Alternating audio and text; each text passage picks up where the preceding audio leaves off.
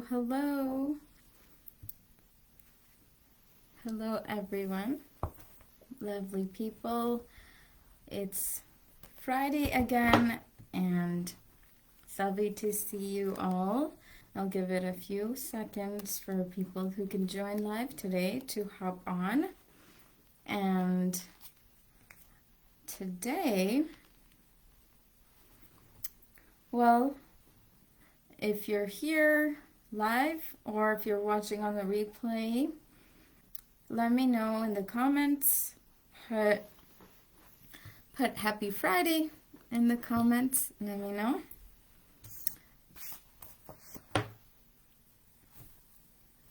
Hello. Hi, Kelly. Happy Friday. Lovely to see you. Hi, Crystal. Lovely to see you as well. Hello, hello. And so today we are continuing to read the book Inner Genius, Outer Guru. Happy Friday, Krista. Love that. And can't believe we're on the second to last chapter of the book. Today we are on chapter 11, Ready to Create Sustainable Business Income. And so we will read chapter 11, and then chapter 12 is the last chapter, which will be next week. So, all right, let's dive into chapter 11. If you have a copy of the book with you and would like to open up to chapter 11 and read with me, or just listen as I read along, either way, let's dive in. The scariest word in business can quite simply be competition. You have probably heard phrases like, the competition is fierce in that industry, or you have to stand out of competition to stay in business. You might have also heard of things like, you have to define your unique service proposition, your USP, and communicate that to the market. You may have wondered, what is your USP? When you don't know what makes you unique, and when there is already a sea of people doing the same thing that you want to do, how in the world do you do something unique? How do you stand out of the competition? It can seem like a hopeless endeavor, an uphill battle where there's almost no chance of survival. So you may think, why bother? Why go after your dreams and create a business? If business is a zero-sum game, where in order for one to win, another must lose, then it becomes a scarcity-minded game. It leaves no room for fun in it and becomes a constant struggle of who has the most market share. In that type of world, the only way to gain market share is by taking away another person's share. So you either have to keep fighting against competitors for market share, or just give up when you don't see a way out.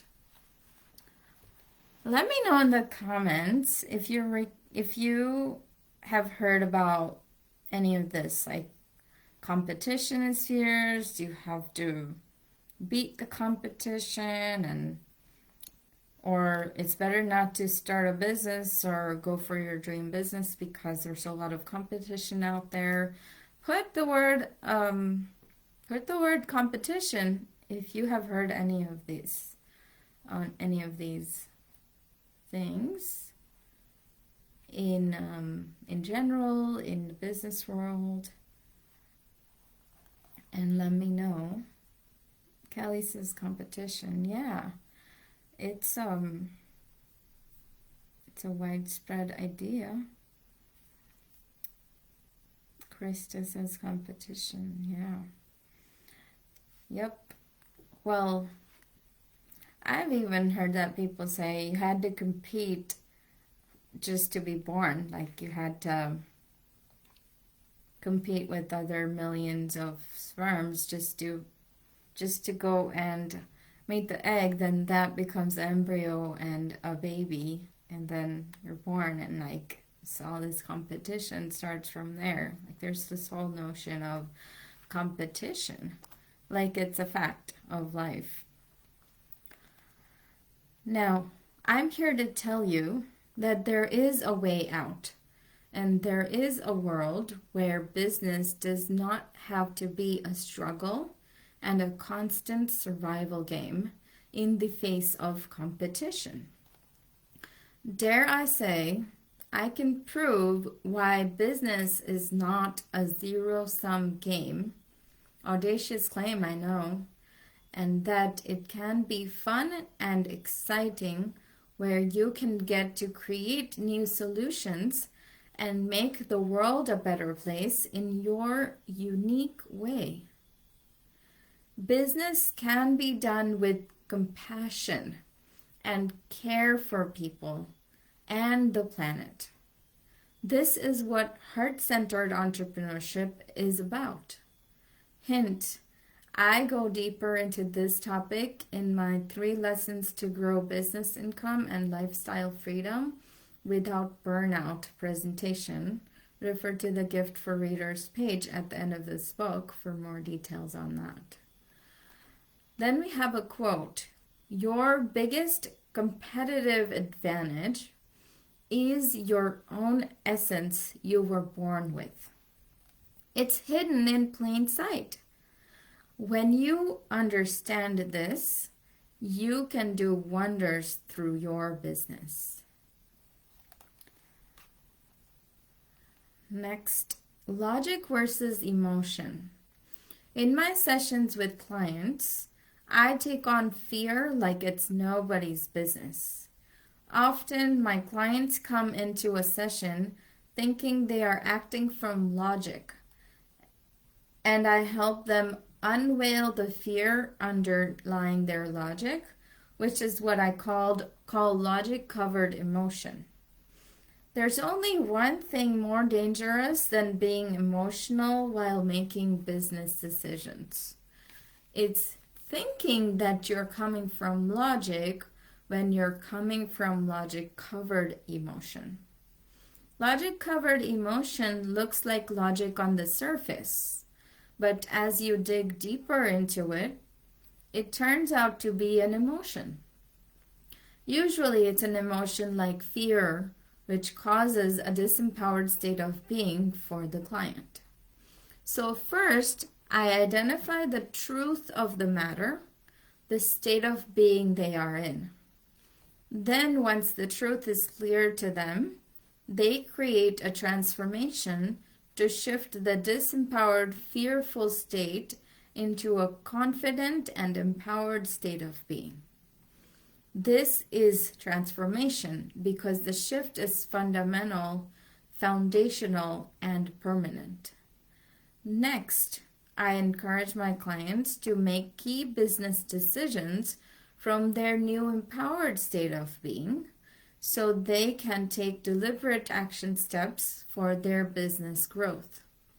That's how you can create abundance and fulfillment in the lives of entrepreneurs and eventually for the world.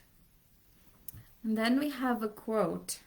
Every time you have self-doubt, be reminded that your higher self has the big picture and is fully in control of your destiny. So then you can just relax. Let me know in the comments if you have ever noticed that sometimes you thought you were being logical about something, but there was actually fear underneath the logic. If you can relate to this logic-covered emotion concept at all, just put logic-covered emotion in the comment and let me know. Let me know, because this is really, really important to notice. If you have ever noticed that you were You thought you were being logical, but there was fear underneath it. Magic covered emotion, Kelly says. Yes. Yes, it's so important to notice that for yourself, and a lot of times it's hard to notice it for yourself, for your own self, but sometimes you'll see other people doing it. It's so much easier to see other people doing it. When you see someone and they think they're being all logical, but you can tell they're coming from emotion. They're fearful about something or worried about something, or something's going on underneath the logic. So it's easier often to look at it and notice it for other people than yourself, but it's really important to develop that awareness for yourself as well and get the help you need to notice it for yourself if it's hard. And that's what coaches do. That's what I do as a coach for my clients. Next, the fears of failure and success. As they say, fear can easily stand for false evidence appearing real. F-E-A-R, fear, stands for false evidence appearing real. When there is fear of failure and fear of looking bad underneath the surface of your conscious mind, it can often show up as real looking evidence of why you should stop from taking a particular action, which would otherwise move your business and life forward toward your dreams. This fear of failure can cripple your growth because of the lack of right actions which are needed to move forward. It can often show up as imposter syndrome or feeling like a fraud. The fear of, what if I fail, can keep you stuck in the name of safety and security, which is perceived to be within your current comfort zone. The moment you think of stepping outside your comfort zone, the fear, which is driven by your survival mechanism, crops up and rears its head. It makes all kinds of justifications about why you should just stay where you are and not take that action. Now, when this happens, often I find that my clients try to either ignore or subdue that fear. They try to overstep or sidestep the fear and push through anyway. However, in the long term, this does not work in their favor. Whenever I notice this is happening, I dig deeper into this during sessions. The client and I first go deeper into what the fear is, why it is there, and what message it has, exactly what it is trying to say. I empower and encourage my client to look at that fear and just hear what it has to say from an objective perspective. Once I've created this space for the fear to exist and come through with its message, when the client looks at it objectively, it becomes clear that the fear's justifications and rationale aren't true. As it becomes clearer that the evidence that fear was showing up as is not in fact the true probability, then the client is able to allow the fear to be released and let go from their system. It is only when you give enough space for the fear to speak its part and hear it out objectively, then you can allow it to be fully released and diffused from your energetic system. Now, the fear will no longer be present under the surface of the client's conscious awareness. It would be released and transformed into a new state of being called peace and confidence for the client.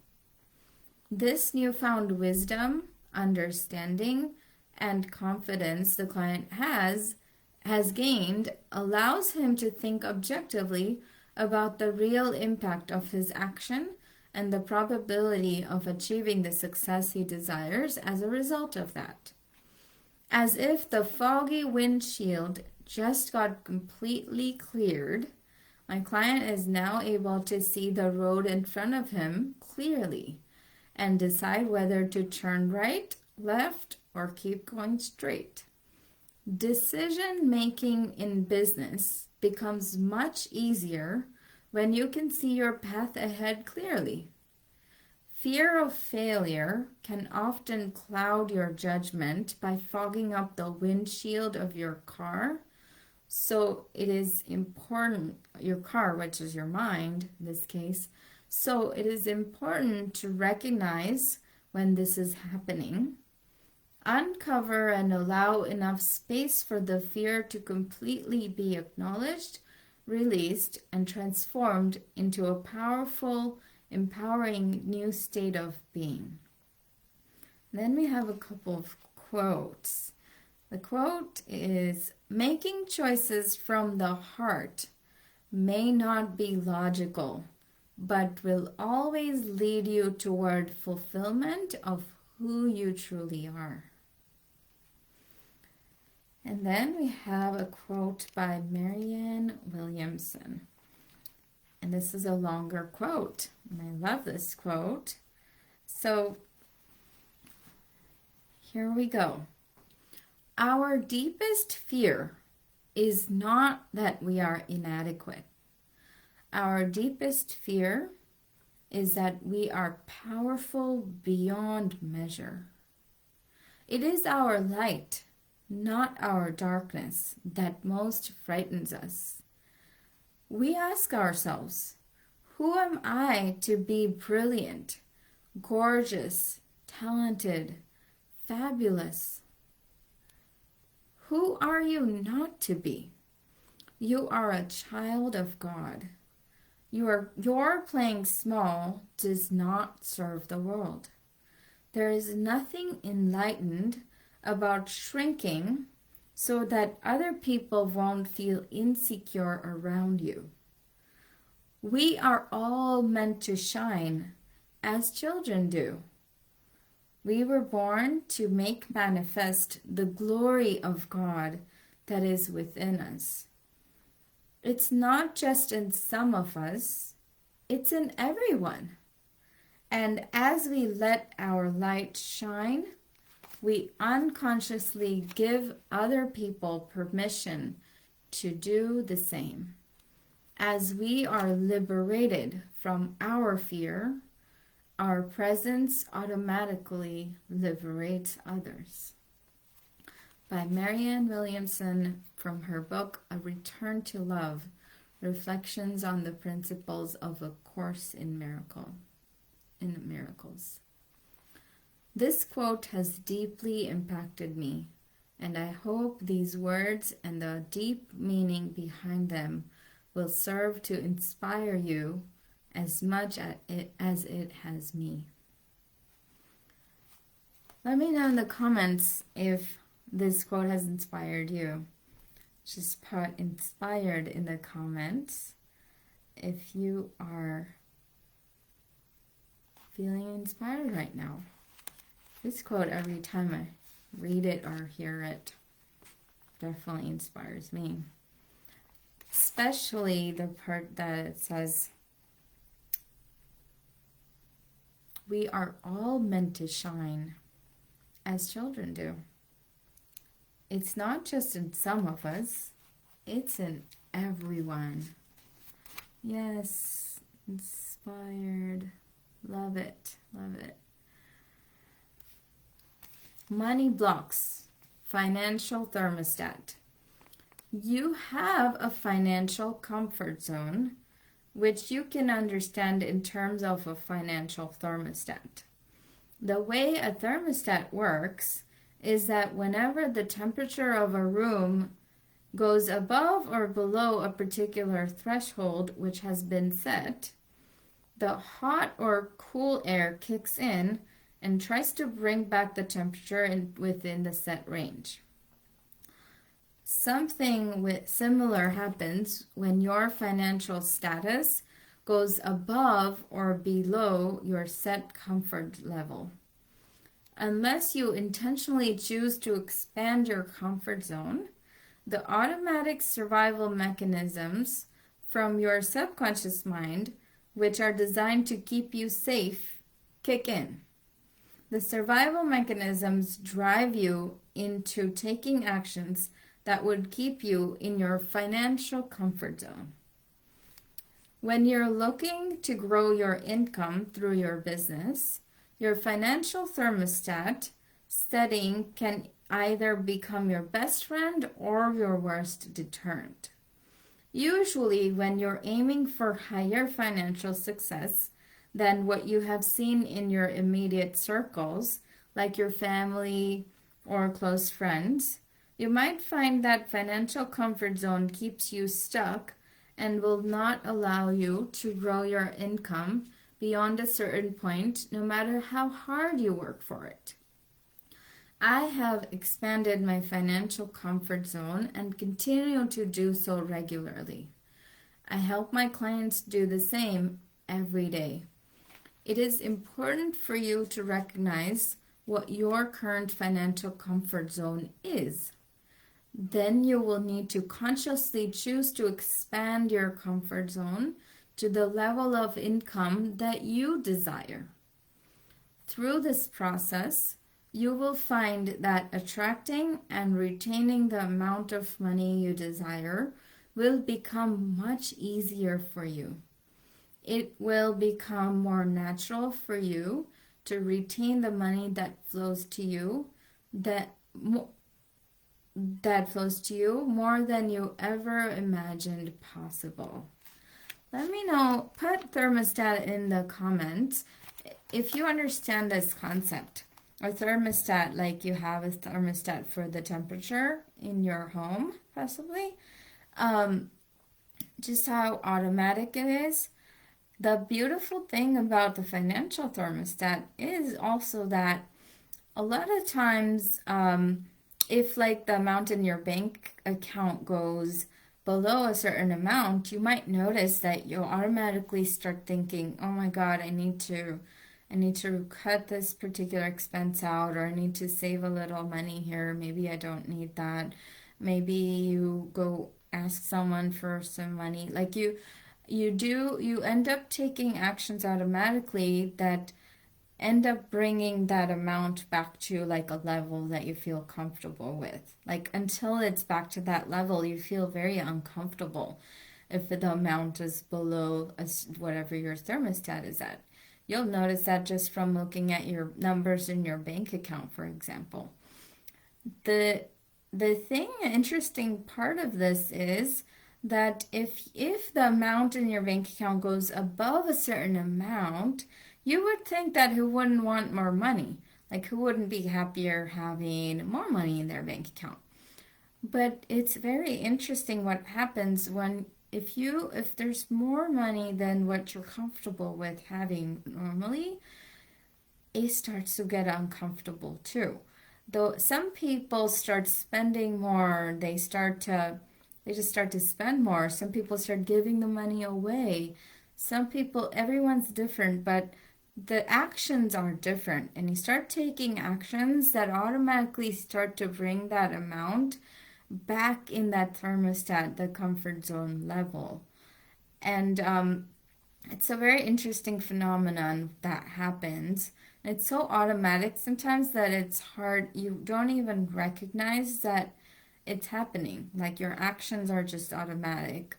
And none of it's right or wrong, but if your goal is to attract more money and then retain that and hold more money and like have more savings, have more investments and invest back into your business, start a new business, or any of that, or any of that where it requires you to attract and retain more money to then use it for things you want to use it for, then expanding your financial thermostat and your comfort zone becomes extremely important.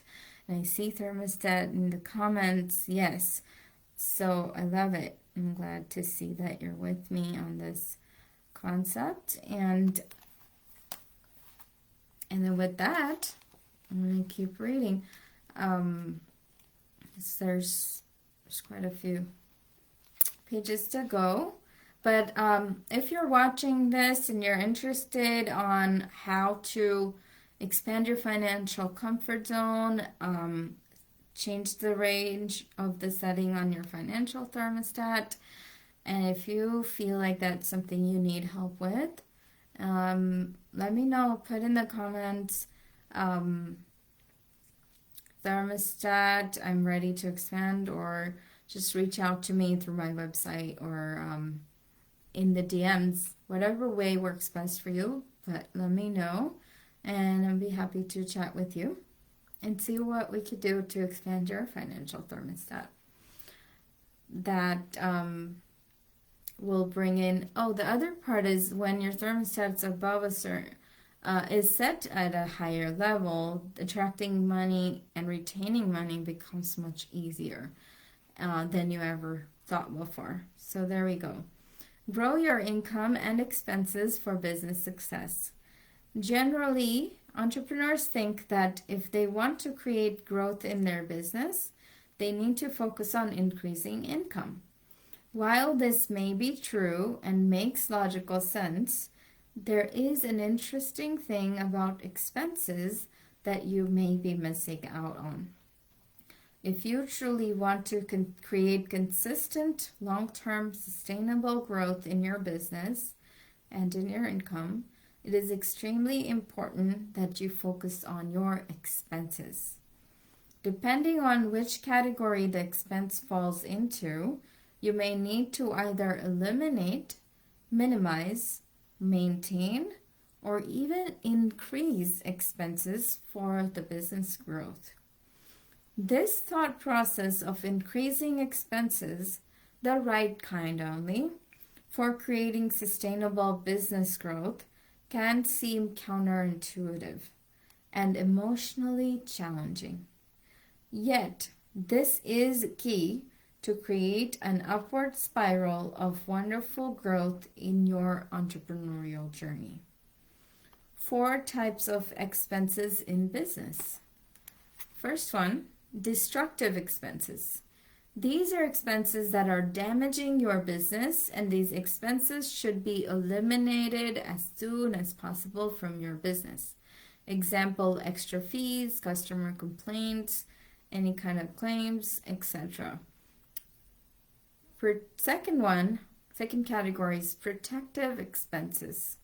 These expenses that are necessary and provide peace of mind for you in your business. These expenses should be in place and be minimized based on your business's needs. For example, insurance, legal entity and having a proper legal structure, having legal agreements, etc. They're just for protection in case something unexpected happens, and then you're covered and you have peace of mind. The third category is maintenance expenses. These are the basic operational expenses. These expenses should be maintained on a healthy balance for the business to operate smoothly. Example, salary and wages, office space or office expenses, utilities, etc. Productive expenses. This is the 4th category.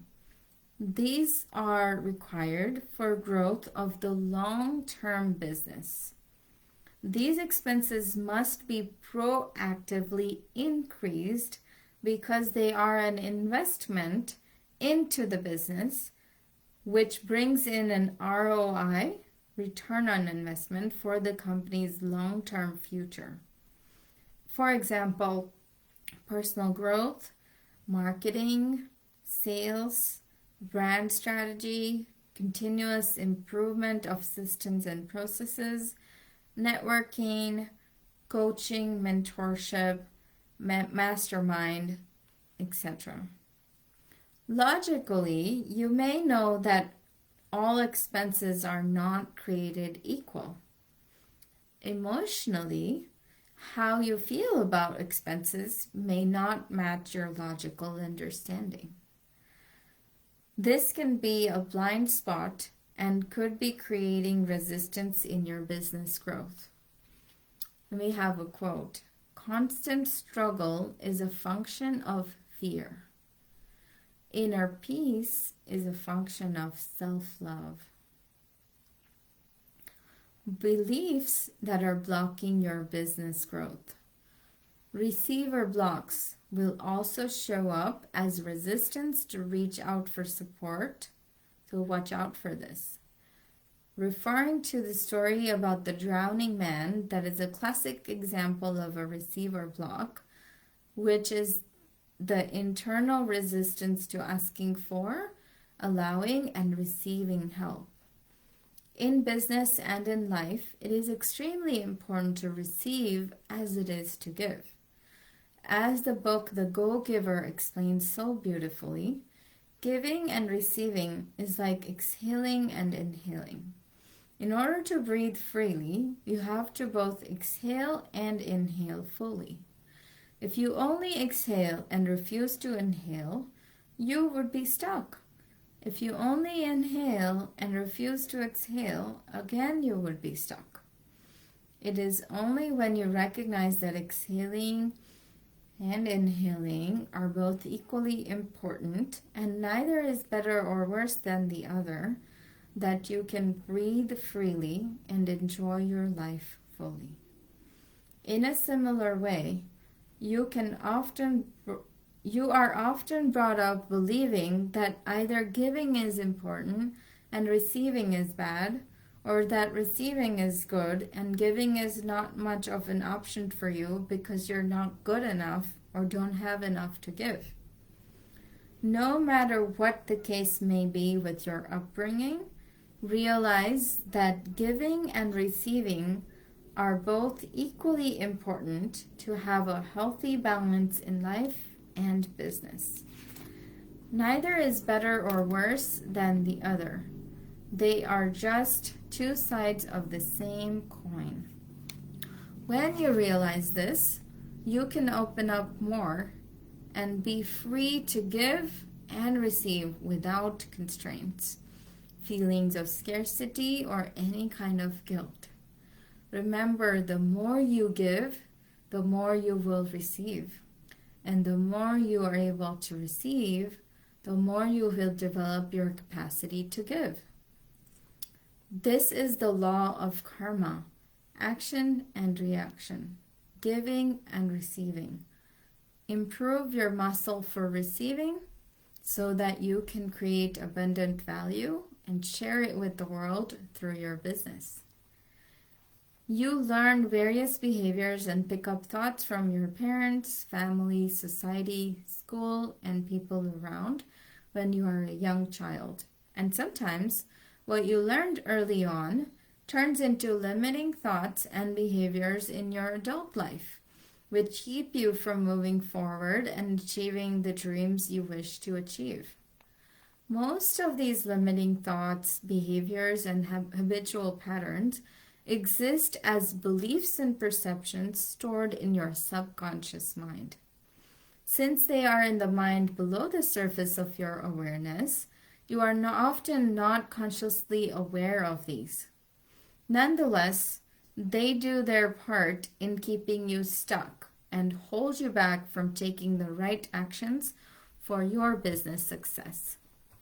For example, I had always unconsciously put an income ceiling on myself that I cannot earn more money than my husband because I had it ingrained in my subconscious mind that it would inevitably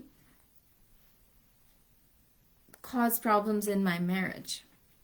I also had inherited that I should not earn more money than other family members because I had believed that it would somehow be seen as being disrespectful and I would be treated with contempt as a result.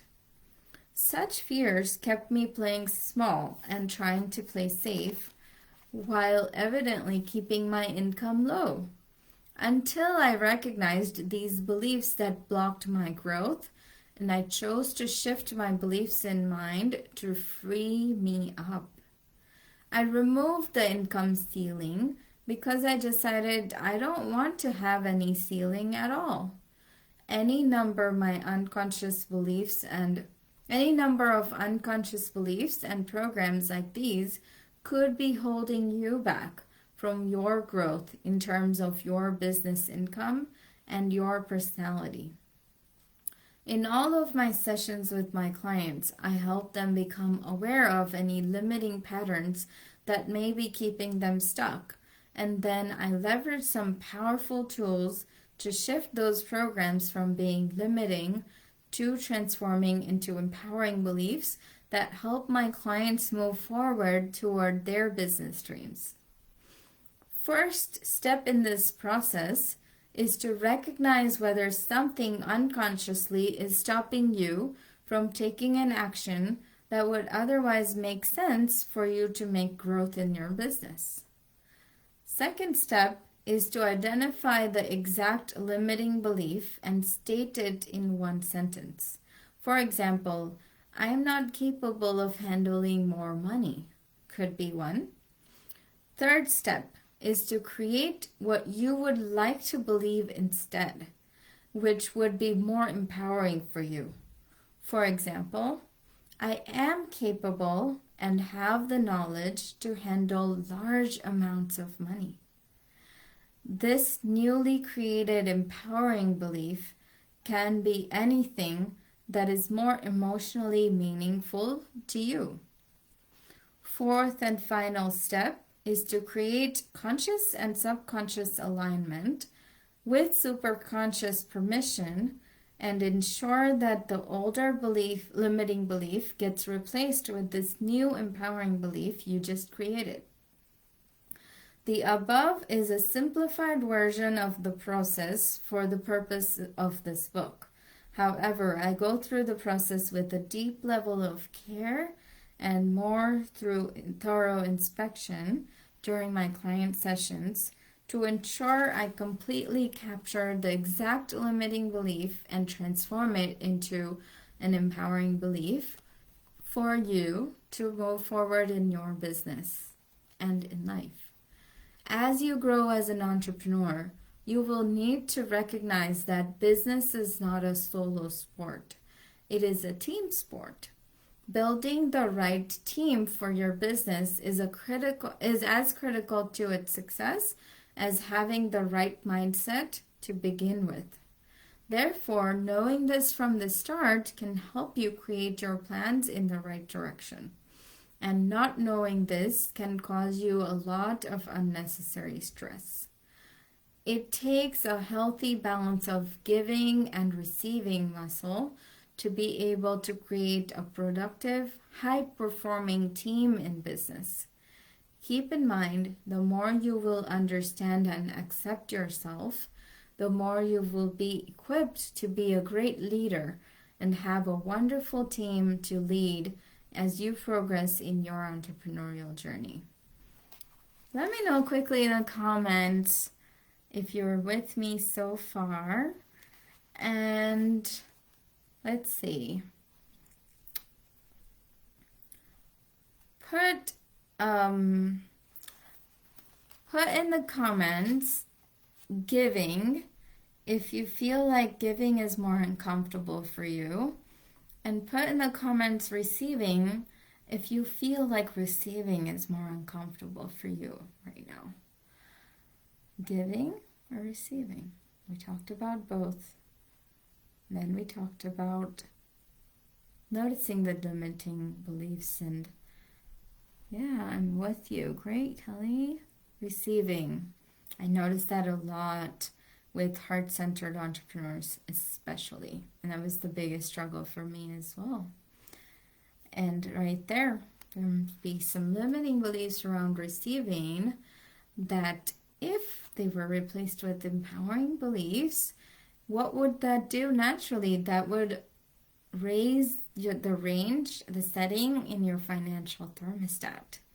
It would expand your financial comfort zone. This is all part of that. Krista, receiving. Yes, I'm right there with you. See you there. Completely. Pitfalls of business success and failure. Pitfalls of business success. If success turns into arrogance, success can be short-lived. It is important to have a guide who can spot this self-sabotage and show you when you need to give credit for success to your clients and team members and stay grounded in your humility. Pitfalls of failure. If you had attachment to a particular outcome in your business goals and those did not materialize, this might be a major disappointment and can crush your self-confidence and damage your self-image. Always remember that failure is never a person. It's only an incident. It is important to debrief every incident by asking these 4 questions. What worked? What did not work? What did I learn? And what did I learn about myself? So you can gather valuable insights and wisdom from that experience. Release the emotional charge from the situation and move forward with being whole and complete within yourself. You can do this by yourself or work with an experienced guide who can help you with this, so your self-confidence can be boosted from every incident of so-called failure. This way, every failure can become a blessing in disguise, and you get to be a true alchemist in your life and business journey ahead. 4 signs it's time to hire a spiritual business coach. You had a lifelong dream of being an entrepreneur and owning your business. You wanted to pursue your passions and true purpose in life to make a difference in the world. You finally did it. After all the doubt, fear, and challenges, you have your business. You might even have a business idea. First of all, let's pause to acknowledge this significant accomplishment. Have you congratulated yourself? Let's do it now.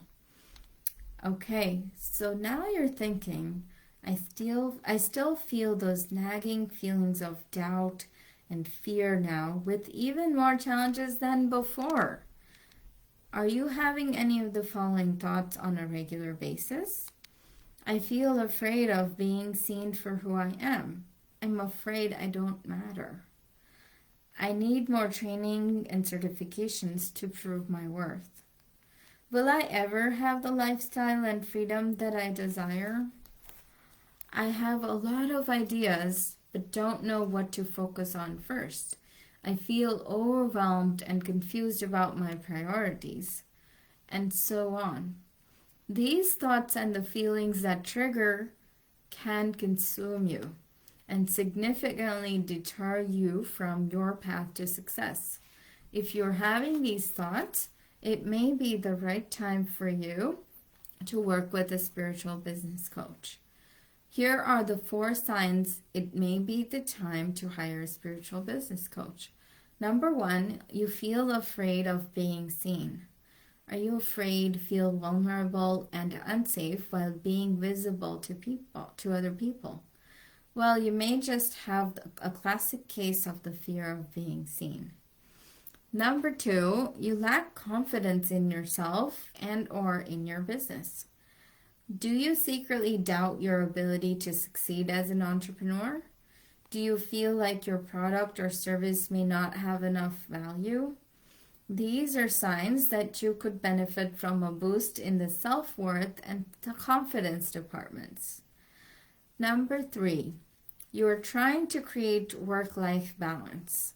A lot of entrepreneurs feel stuck in an endless loop of working harder, not smarter. It may have gotten ingrained in you that you need to work those extra hours in order to pull this off. This is where you may be missing out on personal or family time. Number 4, You feel overwhelmed and confused about your business. If you are being honest with yourself, you don't know what the one thing you should focus on next to achieve the success that you desire. If you resonate with any or all of the above, you are in the right place right here, right now, reading this or hearing this. A spiritual business coach helps entrepreneurs and business leaders reconnect with their inner genius. By working with a spiritual business coach, you can achieve the following outcomes and more. Number 1, show up confidently in the world as your true, authentic self. Number 2, feel proud of yourself and know you are admired by the people in your life. Number 3, create freedom to live your ideal lifestyle. Number 4, feel empowered to create massive income in your business while pursuing your true passion and purpose. Number 5, have clarity about the exact priorities to focus on in your business to recreate the next level of success. You can keep going at it on your own, or you can give yourself the gift of an experienced guide to support you in your entrepreneurial journey. This step alone can be a huge breakthrough for you in enhancing self-worth and confidence for yourself and your business. Ready to reclaim the power in your business? I recommend you look for a spiritual business coach you can trust. Then we have a quote as we end the chapter. The quote goes like this: when you learn to receive, you can truly give huge value and create a life of abundance.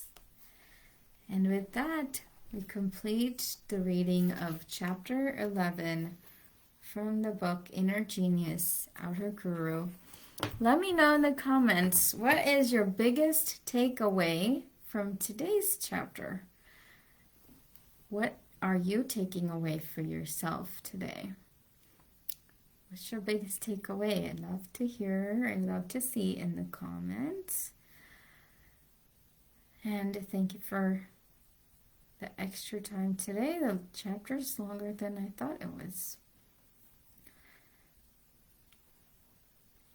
My biggest takeaway, there you go, increasing income and the right kind of expenses for success. Yes, that might be a new concept for many, as it was for me when I started off. Financial thermostat, Krista says. Yes, it can work for you and be your best friend or against you and keep you limited for a long time. Great to hear those takeaways. And with that, we will complete the event for today. If you have any questions, feel free to leave them in the comments, and we will continue the reading of the book, chapter 12, which is the final chapter of the book, next week, Friday, same day, same time. And I will see you all then. Thank you.